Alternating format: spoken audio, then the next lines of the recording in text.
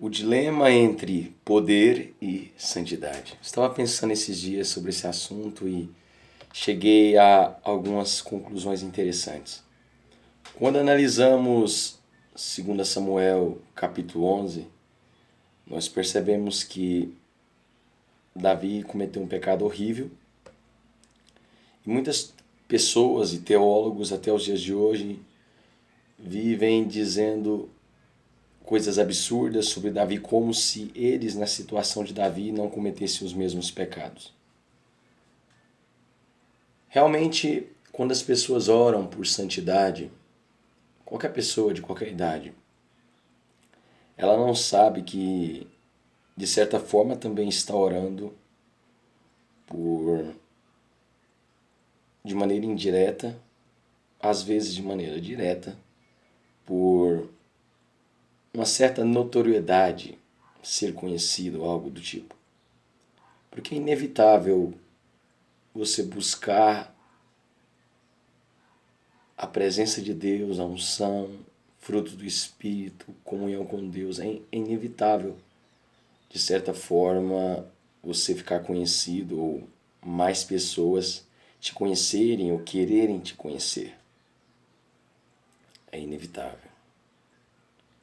E quando as pessoas oram por santidade, até os mais humildes, os menos interessados em fama e algo do tipo, eles lá no fundo sabem que se Deus responder aquilo que eles pedem, de certa forma eles vão ficar sendo conhecidos.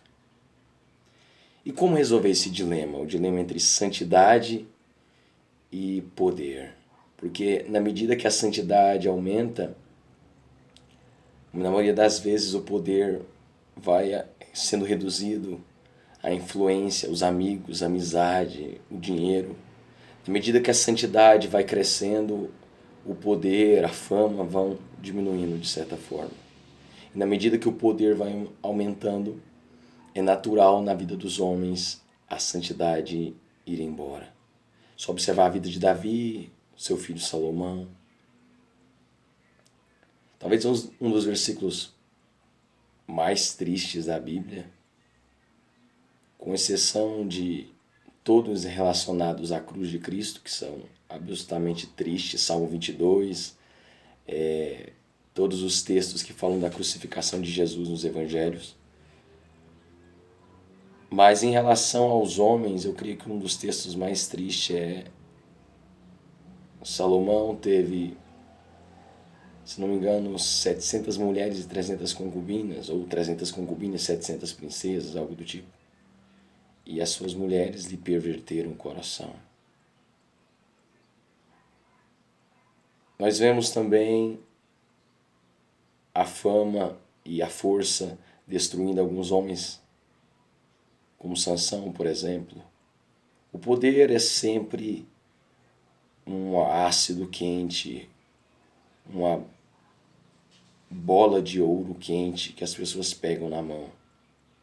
E é sempre difícil manuseá-lo, manter o poder e santidade. Então o que fazer? Devemos orar por santidade, sabendo que de maneira inevitável a fama irá vir, ou devemos pedir para que o Senhor não nos dê poder, quando na verdade, para que o nome de Deus seja glorificado, é necessário que os filhos de Deus tenham poder, tenham posições na sociedade. Então qual a solução nesse dilema? Se todos que quando adquirem mais poder se perdem, o que fazer então? Eu creio que a resposta está em orar como o Senhor no Getsemane. Todavia seja feita a tua vontade. Porque quando dizemos seja feita a tua vontade, nós não estamos pedindo nem muito nem pouco. Não estamos escolhendo aonde o nosso nome vai chegar, se as pessoas vão falar bem de nós ou mal. Não estamos escolhendo se vamos nos tornar populares ou não. Quando oramos seja feita a tua vontade, nós estamos nos esvaziando de toda soberba, vontade de querer aparecer, vontade de querer ser famoso. E nós estamos dizendo: Deus, eu quero o teu caminho, eu quero o teu plano para mim. Eu quero que o destino que o Senhor quer que eu viva, eu quero isso e nada mais.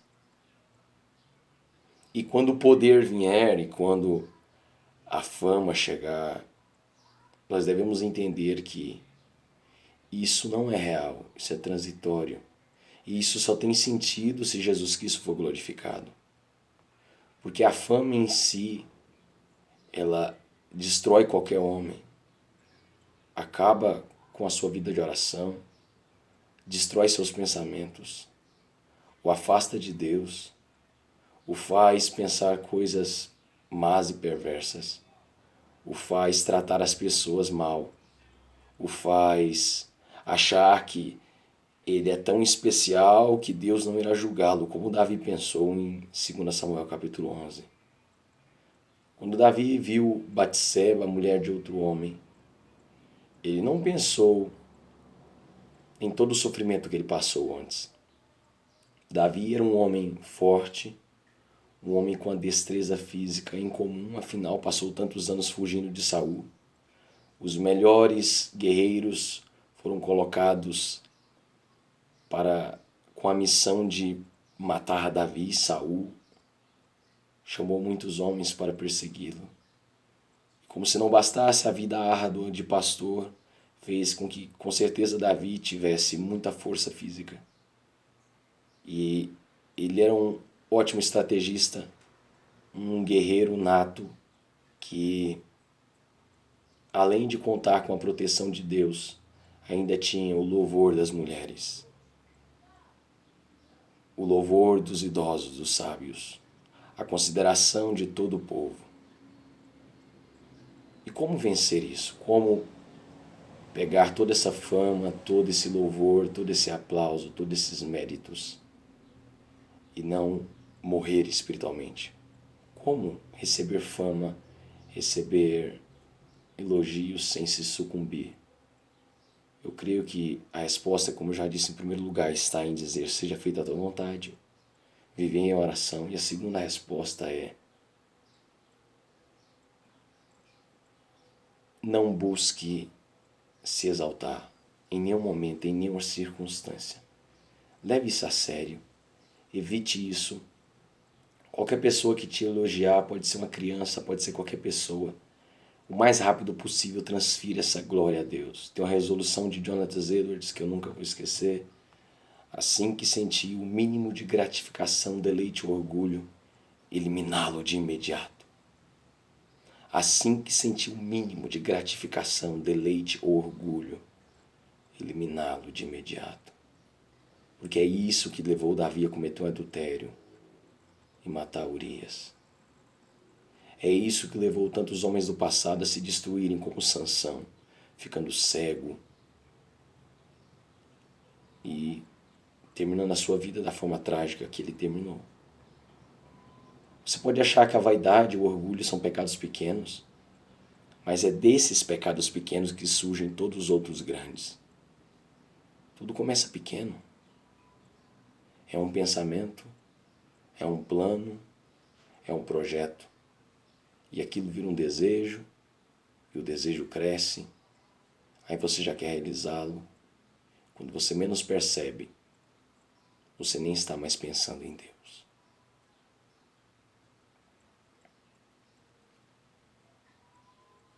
Eu creio que é possível o nome de Deus ser glorificado e você sendo alguém que não é famoso. É possível o nome de Deus ser glorificado e você não ser popular, conhecido. Eu creio que, em primeiro lugar,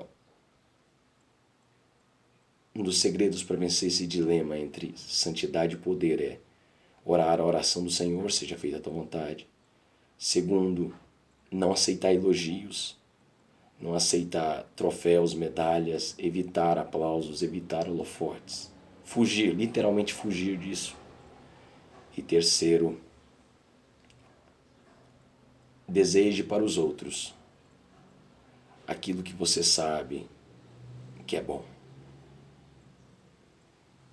Eu creio que isso ajuda tanto, sabe? Porque orar para nós mesmos, pedindo coisas para nós mesmos, é tentador muitas vezes. Quantas pessoas passam horas e horas orando, dizendo: Deus, me dá do teu espírito, me dá os dons espirituais. Conheci um maluco, conheci um cara, ele estava orando, fazia mais de 30 dias, ele jejuava 10 dias seguidos, 15 dias seguidos, às vezes ele desmaiava, enfim. Ele queria esvaziar uma UTI de um hospital. Olha a loucura. Esse era o sonho dele. Ele já imaginava entrando na UTI, falando com o porteiro: Deus me mandou aqui para curar todas as pessoas. Aí o porteiro: por favor, Senhor, venha, estamos precisando mesmo. Aí levava ele até a UTI. Aí ele ia de leito em leito, pessoas queimadas, pernas amputadas, com câncer, doença, acidentes graves de carro, sem uma perna, sem um braço, sangrando. Aí ele só estendia as mãos e as pessoas eram curadas. Eu conheci cada maluco. Mas esse me chamou a atenção por quê? Porque ele estava tão obstinado em ter aquilo de Deus, que as pessoas ao redor dele ficaram assustadas, dizendo: ele vai morrer se ele continuar orando assim, jejuando assim. Mas ele queria tanto, mais tanto, mais tanto. Eu não sei se ele recebeu isso. Porque talvez se alguém fizer isso no Brasil, o Brasil inteiro vai conhecê-lo. Amém, eu espero que Deus dê isso para ele. Mas uma vez eu o encontrei e eu perguntei: e aí, como é que estão os jejuns? Ele estava até meio tonto, magro. Ele falou: estou 15 dias em jejum e de vez em quando eu bebo água, pouca água. Aí ele começou a chorar. Aí eu olhei para ele e falei: meu amigo, você já orou para outras pessoas? Você já desejou isso para outras pessoas? Ele falou: não. Aí eu falei para ele: por que você acha que Deus te daria algo que você não deseja para o teu irmão? Aí ele ficou assim, depois nunca mais vi ele. Sabe, eu encontrei muitas pessoas que buscavam coisas grandes. Encontrei esse rapaz que eu acabei de falar, que queria esvaziar a UTI de um hospital. Para ele só uma UTI estava bom. Eu encontrei outro maluco que ele queria ir no cemitério e ressuscitar mais de 100 mortos. É como se ele quisesse a autoridade de Deus para ressuscitar as pessoas que morreram nos últimos 30 dias. Eu encontrei cada maluco. Tinha outro que ele queria ter o dom de fazer cegos enxergar e paralíticos andarem. Essas duas coisas. Ele orava, buscava. Cegos enxergarem e paralíticos andarem. E orava, jejuava. Aí eu encontrei com ele depois de muito tempo. Eu perguntei: e aí, o Espírito Santo te deu esse dom? O Espírito Santo te deu o dom? Aí ele falou: não. Eu falei: você está orando para Deus dar esse dom para outra pessoa? Não. Aí eu disse para ele: por que você pediu algo que você não ficaria alegre se o teu irmão recebesse? Sabe? Além dessa questão que eu acho crucial, o egoísmo, a vontade de querer ser grande, de querer ter muita coisa, eu creio que um dos maiores dilemas entre poder e santidade é quando oramos: Pai nosso que está nos céus, santificado seja o teu nome, venha a nós o teu reino, seja feita a tua vontade na terra como nos céus. O pão nosso de cada dia nos dai hoje, perdoai as nossas dívidas, assim como nós perdoamos nossos devedores. Não nos deixeis cair em tentação, mas livra-nos do mal, pois teu reino, o poder, a honra e a glória para sempre. Amém. Quando dizemos seja feita a tua vontade, essa é a oração mais sábia que nós podemos fazer, porque nós não sabemos que pessoa vamos nos tornar se Deus nos dar aquilo que nós pedimos. Quando as pessoas dizem: ah não, mas é totalmente necessário o dom de cura na minha igreja. Quantos enfermos, quantos doentes? E eu faço essa pergunta: e se Deus der o dom de cura para alguém, quantos vão continuar fiéis? Se Deus der o dom de cura para um irmão da igreja, Será que ele vai continuar temente a Deus? Ou ele vai achar que ele é alguém santo demais para poder viver em santidade nos seus pensamentos? Sabe, as pessoas que mais recebem dons, poder, status, são as mais tentadas. Você acha que é fácil para uma pessoa cristã resistir a tentações? Ainda mais que é famosa? Não, não é fácil. Mas imagina se ela fosse conhecida nacionalmente. Imagina se ela tivesse dinheiro, tivesse muitas amizades. Sabe, isso é totalmente nocivo, totalmente perigoso para muitas pessoas. Muitas pessoas pedem poder, poder, eu quero poder. Tá, mas você vai continuar fiel?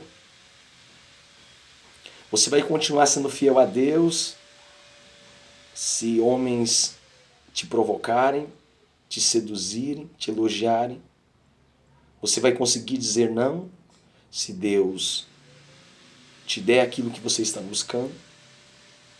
Sabe, eu creio que o cristão maduro, ele não pede poder. Ele pede força e que a vontade de Deus seja feita. E ele pede também para os seus irmãos poder de Deus, santidade, mas também força para vencer a tentação. Veja, Davi fez grandes coisas, mas o seu pecado, em 2 Samuel capítulo 11, as palavras de Natã, o profeta Natã no capítulo 12, foi algo devastador, que durou até o final da sua vida. Então, pensando na santidade e no poder, eu creio que a Bíblia já tem exemplos suficientes para que nós busquemos santidade primeiro. Santidade acima de tudo, santidade a todo momento. Porque a maioria das pessoas que pedem poder cairiam em adultério, prostituiriam, roubariam, mentiriam, enganariam, matariam, fariam coisas terríveis se Deus lhes desse poder, se Deus lhes desse fama. Então no Brasil existem muitas pessoas famosas, muito famosas, mas são um desastre. Então ore, Senhor, não me dê fama, não me dê poder, me dê a Ti mesmo, me dê santidade, me dê o Teu Espírito Santo, na medida que eu consiga vencer as tentações que virão. Porque muitos querem ser apóstolos, muitos querem ter o poder dos apóstolos. Quando muitos leem o livro de Atos e ficam maravilhados e dizem: ah, a sombra de Pedro curava. Ele nem orava, ele nem abria a boca, a sombra. Mas quando Pedro foi preso, quando nos livros de história dizem que ele foi crucificado de cabeça para baixo, muitos não querem isso. A quem muito é dado, muito é cobrado. E se você deseja, como esse rapaz que eu acabei de falar, esvaziar UTIs, ressuscitar mortos, curar aleijados, paralíticos, cegos verem, surdos ouvirem, saiba que, sabe por que Deus não dá esses dons para muitas pessoas? Porque Ele as ama. E muitas das vezes Deus dá esses dons para outros porque Deus quer que eles sigam seus próprios pensamentos e sejam destruídos. Porque muitas vezes você ser famoso, ser conhecido, é o pior juízo de Deus que Deus pode enviar para muitos homens. Então peça santidade a Deus. E se o poder vier, se a fama vier, trema, tema, porque essa é a coisa mais perigosa do mundo. Porque o diabo não quer derrubar árvores pequenas e com poucos frutos, não. O diabo vai querer derrubar árvores grandes, frondosas, árvores grandes de bons frutos. O diabo vai querer derrubar de qualquer maneira. quanto mais poder, mais pesadas e atrozes e dolorosas e angustiantes são as tentações. Então a coisa mais sábia que um cristão pode orar é: seja feita a tua vontade, não me deixe cair em tentação. Seja feita a tua vontade, não me deixe cair em tentação. Seja feita a tua vontade, Senhor, não me deixe cair em tentação. Se a tua vontade é pregar o resto da minha vida para 10 pessoas, amém. Eu só não quero pecar. Eu só não quero ver os meus ossos quebrados e a tua presença se afastando de mim. Eu só não quero ver a presença do Espírito Santo, o poder do Espírito Santo saindo da minha vida. O verdadeiro cristão só teme a isso, o pecado. Porque o pecado nos destrói, nos enche de medo, tira a autoridade, tira a vontade de pregar, tira a vontade de evangelizar, quebra os nossos ossos. É isso que o pecado faz.